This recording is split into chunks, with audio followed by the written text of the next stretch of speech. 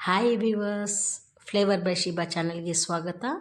ಇವತ್ತಿನ ಸ್ಪೆಷಲ್ ಏನು ಅಂತ ಹೇಳಿದ್ರೆ, ಸೋಯಾ ಮೀಲ್ ಮೇಕರಲ್ಲಿ ನಾನು ಒಂದು ಸೋಯಾ ಮಾಡಿ ತೋರಿಸ್ತಾ ಇದ್ದೀನಿ. ಹೇಗಿರುತ್ತೆ ಅಂದರೆ ಔಟ್ಸ್ಟ್ಯಾಂಡಿಂಗ್ ಆಗಿರುತ್ತೆ, ಅಷ್ಟು ಚೆನ್ನಾಗಿರುತ್ತೆ. ನೀವು ಅದನ್ನು ಏನು ತಿಂತಿದ್ದೀರ ಅಂತಲೇ ಗೊತ್ತಿರಲ್ಲ. ಮತ್ತು ನಾನ್ ವೆಜ್ ಪ್ರಿಯರಿಗೆ ಕೂಡ ಅದು ತಿನ್ನಲಿಕ್ಕೆ ತುಂಬ ಚೆನ್ನಾಗಿ ಅನಿಸುತ್ತೆ. ಅದು ಹೇಗೆ ಮಾಡೋದು ಅಂತ ನಾನು ಹೇಳ್ಕೊಡ್ತೀನಿ. ನನ್ನ ಚಾನಲ್ನ ಯಾರು ಇನ್ನೂ ಸಬ್ಸ್ಕ್ರೈಬ್ ಮಾಡ್ಕೊಂಡಿಲ್ಲ ಅವರು ದಯವಿಟ್ಟು ಮಾಡ್ಕೊಳ್ಳಿ. ಹಾಗೆ ಡೈಲಿ ನನ್ನ ವೀಡಿಯೋಸ್ನ ವಾಚ್ ಮಾಡಿ, ನಾನೇನು ಮಾಡ್ತೀನಿ ಮನೆಯಲ್ಲಿ ನೀವು ಅದನ್ನು ಪ್ರಿಪೇರ್ ಮಾಡಿ ಎಲ್ಲರೂ ಎಂಜಾಯ್ ಮಾಡಿ ತಿನ್ನಿ ಅದನ್ನು. ಹಾಗೆ ಒಂದು ಲೈಕ್ ಕೊಡಿ, ಶೇರ್ ಕೂಡ ಮಾಡಿ. ನೋಡಿ, ರೆಡಿ ಇರುವಂಥ ಸೋಯಾ ಚಿಲ್ಲಿ ಎಷ್ಟು ಚೆನ್ನಾಗಿ ಕಾಣ್ತಿದೆ ಅಲ್ವಾ? ತಿನ್ನಬೇಕು ಅನಿಸ್ತಾ ಇದೆ ಅಲ್ವಾ? Very easy. ಬೇಗ ಬನ್ನಿ ನನ್ನ ಜೊತೆಗೆ. ಇದೊಂದು ಪ್ಯಾಕೆಟ್ ತೊಗೊಂಬಿಡಿ, ನನ್ನ ಜೊತೆಗೆ ಬನ್ನಿ, ಮಾಡೋಣ. ನಮಗೆ ನೋಡಿ, ಒಂದು ಪಾತ್ರೆಯಲ್ಲಿ ನೀರಿಡಬೇಕು. ನೀರು ಚೆನ್ನಾಗಿ ಕುದಿಯುವಾಗ ಈ ಸೋಯಾ ಪ್ಯಾಕೆಟಿಂದ ತೆಗೆದು ಅದನ್ನು ಅದರೊಳಗೆ ಹಾಕಿ ಕುದಿಯೋ ನೀರಿಗೆ ಹಾಕಿ, ಆಮೇಲೆ ಅದು ಆ ಕುದಿ ನೀರಿಗೆ ಹಾಕುವಾಗ ಅದು ಬೇಗ ಅರಳುತ್ತೆ, ಒಂಥರ ಸ್ವಲ್ಪ ದಪ್ಪ ದಪ್ಪ ಆಗ್ತದೆ. ಆಯಿತಾ? ಹಿಂಗೆ ನೊರೆ ಬಂದಂಗೆ ಆಗ್ಬಿಡುತ್ತೆ. ಆ ಟೈಮಲ್ಲಿ ಸ್ಪೂನಲ್ಲಿ ಇದು ಮಾಡಿ 1-2 ನಿಮಿಷ ಬೇಯಲಿ ಅದ್ರ ಜೊತೆಗೆ. ತೋರಿಸ್ತೀನಿ ಈಗ ಎಷ್ಟು ಚೆನ್ನಾಗಾಗಿರುತ್ತೆ ಅಂತ. ದಪ್ಪ ದಪ್ಪ ಆಗಿಬಿಡುತ್ತೆ. ಆಮೇಲೆ ನೋಡಿ, ಹಿಂಗೆಲ್ಲ ಮೇಲೆ ಬಂತು, ಬೆಂದದ ಮೇಲೆ ಎಲ್ಲ ಮೇಲೆ ಬಂದುಬಿಟ್ಟಿದೆ. ಆಮೇಲೆ ಅದನ್ನು ತೂತು ಪಾತ್ರೆಗೆ ಹಾಕಿ ಆ ನೀರನ್ನೆಲ್ಲ ತೆಗೆದ್ಬಿಡ್ಬೇಕು, ಬಿಸಿ ನೀರನ್ನ. ನೋಡಿ ಎಷ್ಟು ಚಂದ ಬೆಳ್ಳಗಾಗಿ ದಪ್ಪ ದಪ್ಪ ಆಗಿದೆ. ಆ ನೀರನ್ನ ತೂತು ಪಾತ್ರೆಗೆ ಹಾಕಿ ತೆಗೆದ್ಬಿಡಿ. ಈಗ ನಾರ್ಮಲ್ ವಾಟ್ರನ್ನ ಹಾಕ್ಕೊಳ್ಬೇಕು, ಆಯಿತಾ?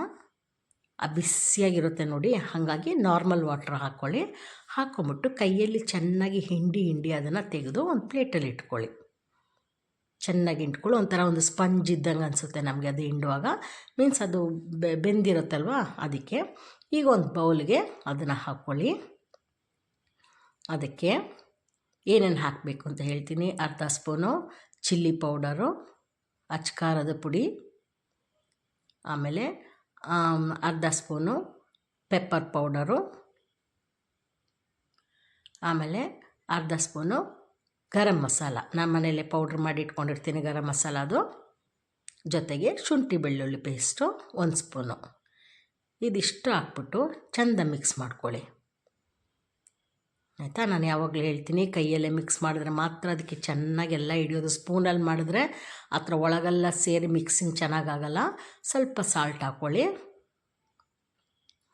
ಇದಾದಮೇಲೆ ಎಲ್ಲ ಮಸಾಲೆ ಎಲ್ಲ ಚೆನ್ನಾಗಿ ಹಿಡಿದಿದೆ ಅಂತ ಅಂದಮೇಲೆ ಕಾರ್ನ್ಫ್ಲೋರ್, ಇದು ಜೋಳದ ಹಿಟ್ಟು, ಕಾರ್ನ್ಫ್ಲೋರ್ನ ಹಾಕ್ಕೊಳ್ಬೇಕು. ಹಾಕ್ಕೊಂಡು ಮಿಕ್ಸ್ ಮಾಡ್ಕೊಂಬಿಡಿ.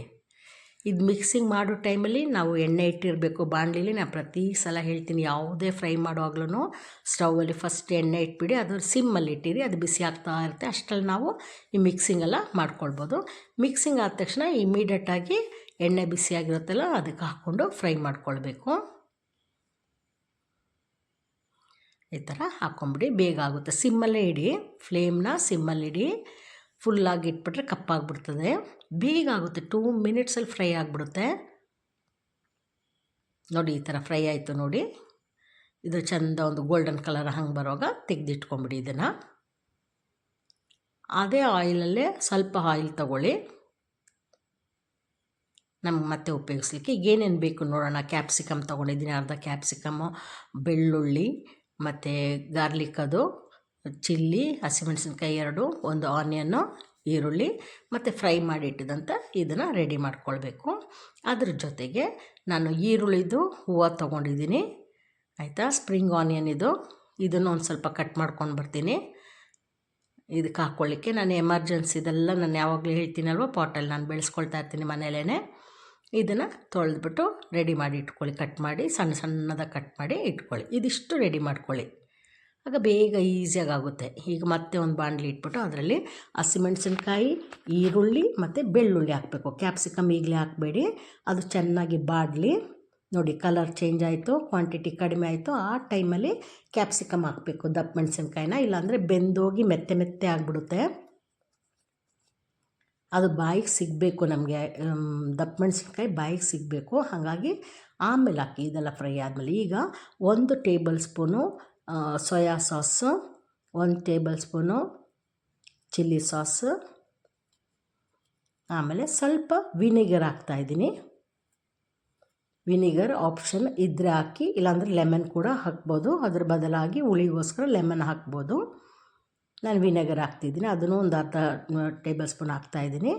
ಅದಾದಮೇಲೆ ಸ್ವಲ್ಪ ಒಂದು 1/4 ಸ್ಪೂನು ಚಿಲ್ಲಿ ಪೌಡ್ರ್ ಹಾಕ್ಕೊಳ್ಳಿ. ನಾವು ಆಲ್ರೆಡಿ ಅದಕ್ಕೆಲ್ಲ ಹಾಕಿದ್ದೀವಿ ಫ್ರೈಗೆ, ಆದರೂ ಸ್ಪೈಸಿಯಾಗಿರಲಿ ಅಂತ ಅಷ್ಟೇ. ನೋಡಿ ಎಷ್ಟೊಳ್ಳೆ ಕಲರ್ ಆಯಿತು. ಎಲ್ಲ ಮಿಕ್ಸ್ ಮಾಡ್ಕೊಳ್ಳಿ. ಈ ಟೈಮಲ್ಲಿ ನಾವು ಫ್ರೈ ಮಾಡ್ಕೊಂಡಿದ್ವಲ್ಲ, ಸೋಯಾನ ಫ್ರೈ ಮಾಡ್ಕೊಂಡಿದ್ವಲ್ಲ, ಅದನ್ನು ಇದ್ರ ಜೊತೆಗೆ ಹಾಕ್ಕೊಳ್ಳಿ. ಸೋಯಾ ಮೇಕರ್ನ ಇದ್ರ ಜೊತೆಗೆ ಹಾಕ್ಕೊಂಡು ಮಿಕ್ಸ್ ಮಾಡ್ಕೊಳ್ಳಿ. ಒಂದು ಸಲ ಉಪ್ಪು ಖಾರ ಎಲ್ಲ ನೋಡ್ಕೊಳ್ಳಿ ಕರೆಕ್ಟಾಗಿದೆಯಾ ಅಂತ. ಅದು ಚೆಂದ ಎಲ್ಲ ಮಿಕ್ಸಾಗಿ ಬರುವಾಗ ಮತ್ತೆ ಒಂದು ಟೇಬಲ್ ಸ್ಪೂನ್ ಕಾರ್ನ್ಫ್ಲೋರು, ಜೋಳದ ಹಿಟ್ಟು ತೊಗೊಂಡು ನೀರಲ್ಲಿ ಮಿಕ್ಸ್ ಮಾಡಿಬಿಟ್ಟು ಇದಕ್ಕೆ ಹಾಕಬೇಕು. ಹಾಕೋಕೆ ಒಂದು ಶೈನಿಂಗ್ ಬರುತ್ತೆ ನೋಡಿ, ಅದಕ್ಕೆ ಅದೊಂಥರ ಹತ್ರ ಸೇರಿದಂಗೆ ಆಗುತ್ತೆ. ಅದಕ್ಕೆ ಅದರದ್ದೇ ಆದ ಒಂದು ಟೇಸ್ಟ್ ಬರುತ್ತೆ ನೋಡಿ. ಎಷ್ಟು ಚೆನ್ನಾಗಿ ಶೈನಿಂಗಾಗಿ ಅನಿಸ್ತಾ ಇದೆ ನೋಡಿ. ಅದಾದ ತಕ್ಷಣ ಸ್ಟವ್ ಆಫ್ ಮಾಡಿ. ಈಗ ನಮ್ಮದು ಸೋಯಾ ಚಿಲ್ಲಿ ರೆಡಿ ಆಯಿತು. ಈಗ ಒಂದು ಪ್ಲೇಟಿಗೆ ಸರ್ವ್ ಮಾಡ್ಕೊಳ್ಳೋಣ. ಆಯಿತಾ? ಪ್ಲೇಟಿಗೆ ಸರ್ವ್ ಮಾಡುವಾಗ ಅದಕ್ಕೆ ಡೆಕೋರೇಷನ್ ಆಗಿ ಬಿಳಿ ಎಳ್ಳು ಹಾಕ್ತಿದ್ದೀನಿ. ಇದು ಕೂಡ ಆಪ್ಷನ್ ಇದ್ದರೆ ಹಾಕಿ, ಇಲ್ಲದಿದ್ದರೆ ಬೇಡ. ಬಿಳಿ ಎಳ್ಳು ಹಾಕ್ಬಿಟ್ಟು ಸ್ಪ್ರಿಂಗ್ ಆನಿಯನ್ ಇದೆಯಲ್ಲ, ಈರುಳ್ಳಿದು ಹೂವು ಇದೆಯಲ್ಲ, ಅದನ್ನು ಸಣ್ಣ ಸಣ್ಣದಾಗಿ ಕಟ್ ಮಾಡಿಬಿಟ್ಟು ಇದ್ರ ಮೇಲೆ ಡೆಕೋರೇಷನಾಗಿ ಹಾಕಿ ತಿನ್ನಿ. ಅದ್ರ ಜೊತೆಗೆ ಒಂದು ಸ್ಪೂನಲ್ಲಿ ಒಂದು ಸೋಯಾ ಮತ್ತು ಒಂದು ಕ್ಯಾಪ್ಸಿಕಮ್, ಬೆಳ್ಳುಳ್ಳಿ, ಈ ಸ್ಪ್ರಿಂಗ್ ಆನಿಯನ್ ಇದೆಲ್ಲ ಸೇರೋಂಗೆ ಒಂದು ಸ್ಪೂನ್ ಹಾಕ್ಕೊಳ್ಳಿ ಬಾಯಿಗೆ. ಔಟ್ಸ್ಟ್ಯಾಂಡಿಂಗ್ ಆಗಿರುತ್ತೆ. ನೆಕ್ಸ್ಟ್ ವೀಡಿಯೋದಲ್ಲಿ ಮೀಟ್ ಮಾಡೋಣ. Take care. Bye. Thank you.